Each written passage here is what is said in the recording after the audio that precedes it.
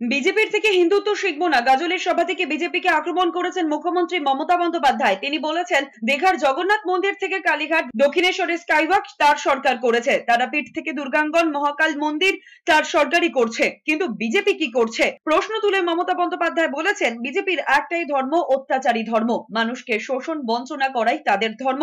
মুখ্যমন্ত্রী বলেছেন, তিনি ধর্ম নিয়ে রাজনীতি করেন না, এই রাজনীতিতে তিনি বিশ্বাসীও নন। হুঁশিয়ারি দিয়ে বলেছেন, বিজেপি যেন হিন্দুত্ব শেখাতে না আসে, কারণ তিনিও হিন্দুত্ব জানেন।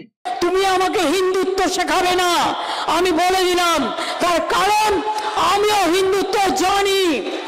জগন্নাথ ধাম আমরাই করেছি, কালী মন্দির স্কাইওয়াক আমরাই করেছি, দক্ষিণেশ্বর স্কাইওয়াক আমরা করেছি, মদন মোহন মন্দির উন্নয়ন আমরা করেছি। তোমরা কি করেছো? তোমরা তো একটাই চেনো, তোমাদের ধর্মের মূল কথা আসল ধর্মকে ভুলিয়ে দাও। অত্যাচারী ধর্ম।